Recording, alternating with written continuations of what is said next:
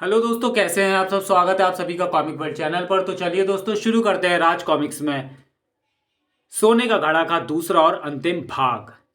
ई आ जोर लगा के ऐचा ऐचा। उचित अवसर देकर खलील खान ने तलवार का वार दानव के हाथ पर कर दिया। ताक। उफ, कटा नहीं, सिर्फ जख्मी होकर रह गया। एक तरफ तो फाख्ता उसकी चुटिया खींच रही थी, दूसरी तरफ खलील खां वार कर देते थे। तंग आकर दानव ने खलील खां को फाख्ता पर खींच मारा। अबू जी, ए खुदा, अबू जी कस के पकड़े लगिएगा। अरे ये तो कर्राता हुआ मेरी तरफ आ रहा है, इस बार ये नहीं छोड़ेगा मुझे। फाख्ता, जैसे ही ये मेरे नजदीक पहुंचे तुम इसकी चुटिया पकड़ लेना। अच्छा अबू जी। और फिर जैसे ही दानव खलील खां के पास पहुंचा, परवरदिगार हिफाजत करना। अबू जी जल्दी। तलवार से दानव की चुटिया कटते ही धाम। अरे बाप रे, अबू जी वो गायब हो गया। पता नहीं यहाँ कैसे कैसे लोग भरे पड़े हैं, मार खाते ही गधे के सिर के सींग बन जाते हैं। आए मेरी कमर। हाय मेरे अबू जी की कमल। अबू जी यहाँ तो बहुत सारे कमरे हैं। एक कमरे का दरवाजा खुला था। खलील खान ने अंदर झांक कर देखा तो उछल पड़े। मिल गया सोने का घड़ा। मिल गया, वाह। अंदर आते ही अबू जी दरवाजा बंद हो गया, मुंह तोल के। क्या? अरे ये पथरियां यहाँ भी। एक में तो डिजाइन सा बना है, दूसरे पर कुछ लिखा है। क्या लिखा है अबू जी? तभी अबू जी बचाओ। आई अबू जी तलवार से बाल कलो। बाल बाल बचा। अबू जी अब क्या? साय। फिर बच गया। ये सब चक्कर क्या है? अबू जी जब आप पतली देख रहे हैं, ये सब कुछ नहीं हुआ था। कितनी ही देर की जद्दोजहद के बाद खलील खान की समझ में आया।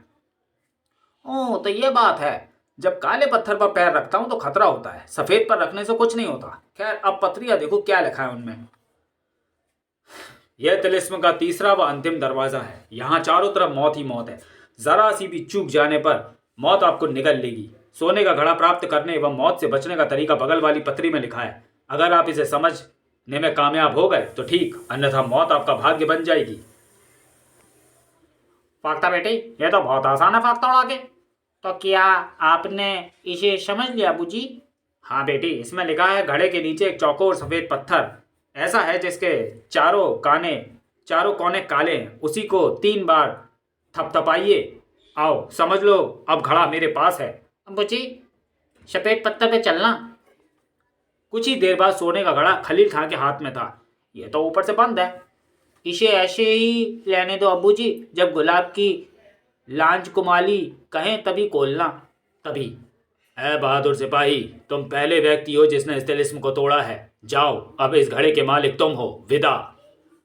घड़ा तो हाथ लग ही गया है, क्यों ना उन कटे सिर वालों को आजाद करा दिया जाए। सोचने भर की देर थी कि खलील खां कटे सिर वालों के हॉल में प्रकट हो गए। अरे हम इस कमरे में कैसे आ गए? ये तिलिस्मी घड़ा है चाचा जान, आपकी हर इच्छा ये पूरी करेगा। तिलिस्म के टूटते ही वहां का जादू भी टूट गया और जो लोग अपने सिर कटाकर छत पर लटके थे वे भी अपनी सामान्य अवस्था में लौट आए। बहुत बहुत शुक्रिया चाचा जान। धन्यवाद चाचा जान। हैं भाई साहब, ये तो मेरा फर्ज था फाख्ता उड़ा के। आपका एहसान हम जिंदगी भर नहीं भूलेंगे। ये आपका कालीन यहाँ रह गया था। कुछ देर बाद खलील खान सबको लेकर खंडहर के बाहर आ चुके थे।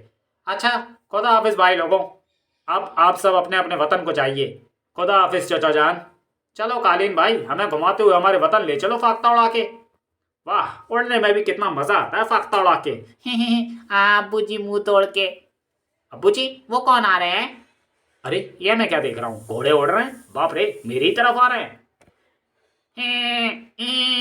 उफ, जादुई घोड़े, मुझे बचाओ। अगले ही क्षण, वाह ये घड़ा तो करामाती है। वाह अबू जी। थाक। बादलों के बीच एक महल में जादूगर झांगड़ा सो रहा था। जब उठ जादूगर उठ, अगर तू आज सोता रहा तो हमेशा के लिए सुला दिया जाएगा। उठ उठ जा। क्यों चीख रहा है काली देवी के रक्षक? जानता नहीं है मेरे आराम करने का समय है। आराम करने से पहले एक नजर अपने जादुई शीशे को तो देख ले, तेरी मौत निकट है। जादुई शीशे का दृश्य देखकर जादूगर हक्का बक्का रह गया। क्या असंभव, मेरी आंखें मुझे धोखा दे रही हैं। ऐसा कभी नहीं हो सकता, बिल्कुल असंभव। नहीं जांगड़ा, यह हकीकत है। वह तेरी मौत का सामान अपने साथ लिए हुए है। जादूगर पागल सा हो गया। उसने एक जादुई घोड़े का पुतला लिया और उसमें एक सुई चुभोने लगा और तब और वो मैं पागल हो जाऊंगा। अपनी पूरी फौज को साथ लेकर जा और इसी क्षण मेरे दुश्मन को खत्म कर। दूसरी तरफ खली खां और फाख्ता बड़े अजीब घोड़े थे। अबू जी वो देखो। देखते ही देखते विशाल चींटियों की फौज ने खली खां को घेर लिया। बाप रे, इतनी बड़ी बड़ी चींटियां! जादुई घड़े, मैं मुसीबत में हूं। अगले ही पल सोने के घड़े से बड़े बड़े मुर्गे निकलने लगे। दैया रे दैया, ये मुर्गे हैं या भैंस हैं? ऐसा लग रहा था जैसे मुर्गे जन्म जन्म से भूखे हों और आज पहली बार वे अपना प्रिय भोजन खा रहे हों। और शायद 5 मिनट भी ना बीते होंगे कि चींटियों की फौज मुर्गी के पेट में समा चुकी थी। अबू जी ये घड़ा तो बहुत काम का है। अरे ये मुर्गे भी राक्षसों की तरह हवा में ही गायब हो रहे हैं। फट फटाक फट फट फट फटाक। उफ, अब मैं क्या करूं? घड़े के बिना तो मैं इसका कुछ नहीं कर सकता। जांगड़ा, क्या मैं भी तेरी कुछ मदद करूं? काला देवी के रक्षक, अब तेरा ही तो एक सहारा रह गया है। ठीक है, मैं जाता हूं। धरतीवासी चूहे, तूने जादूगर झांगड़ा से नहीं अपनी मौत से दुश्मनी मोल ली है। अगर तुझ में ताकत है तो मुझसे टक्कर ले। आए खोपड़ी बोल रही है। छिटांग भर बराबर की खोपड़ी भेजी है झांगड़ा ने फाख्ता उड़ा के। जब बली बली फौजें कुछ ना कर पाई तो ये खोपड़ी क्या करेगी अबू जी का? ज्यादा खींची नाबू कर बूढ़े, मैं तेरी मौत हूं। जावे घड़े मेरी मदद कर। हा, तेरी मदद करना अब कोई नहीं आएगा। हा, मैं काली देवी का भक्त हूं। ओह, अब क्या करूं? अबू जी जादुई छड़ी। सोने के घड़े ने सचमुच इस बार खली खां की मदद नहीं की। तब उन्होंने जादुई छड़ी को आदेश दिया, ऐ जादुई छड़ी, इस खोपड़ी को अंडा बना दो जिससे मैं इसे फोड़ कर खत्म कर दूं। अबू जी बचाओ। हा। कालीन भाई, जल्दी से नीचे। ना तो जादुई छड़ी ने आदेश का पालन किया और ना ही कालीन ने। फलस्वरूप ताक। अबू जी तो फेल आला। अबू जी वो फेल आला है। हा। उफ, खलील खां ने अपने आप को संभाला और तिलिस्मी तलवार निकाल ली। हाँ अबू जी अब ठीक है। खोपड़ी जैसे ही पास आई, आई कोई अंचल नहीं हुआ। ताक। खलील खां और खोपड़ी में कितनी देर तक युद्ध चलता रहा, किंतु खोपड़ी पर कोई असर नहीं हुआ। हाँ, खलील खां जरूर जख्मी। अबू जी। हा पाता। अबू जी इससे कहो अब इसने हमला किया तो गले को तोल देंगे। हाँ, अब यही करना पड़ेगा। तभी ताक। बचाओ मेरे अब्बू को बचाओ। मारने वाले से बचाने वाला बड़ा होता है। अबू जी आप ठीक तो है ना? तो क्या मैं अभी जिंदा हूँ? हा। हाँ अबू जी आप जिंदा हैं और किसी बले पक्षी के घोंसले में आ गिले हैं। हा। काली देवी की मनुष्य खोपड़ी, अब तूने मुझ पर हमला किया तो मैं इस घड़े का क्रियाक्रम कर दूंगा। उफ, अब क्या करूं मैं? झांगड़ा को अब मैं नहीं बचा सकता। मैं वापस जाकर झांगड़ा से माफी मांग लूंगा। फिर खलील खां ने घड़े को आदेश दिया, ऐ जादुई घड़े, मुझे तुरंत मेरे वतन पहुंचा दो। अगले ही पल खलील खां जंगल में तालाब के किनारे प्रकट हुए। वाह चचा जान, आप आ गए। हाँ राजकुमारी, ये देखो मैं सोने का घड़ा ले आया हूँ। जल्द ही तुम अपने असली रूप में आ जाओगी। आज मैं बहुत खुश हूँ चचा जान। आप जल्दी से आग जलाइए और इस घड़े को आग में जलने दीजिए। तभी हा, मेरे रहते तू कुछ नहीं कर सकेगा बूढ़े। आए कौन? चचा जान, यही वह दुष्ट जादूगर है जिसने मुझे इस हालत में पहुंचाया है। हाँ, मैं ही वह जादूगर हूँ बूढ़े। अच्छा, फिर तो अपनी आंखों से देखना कि मैं इस घड़े को कैसे आग लगाता हूँ।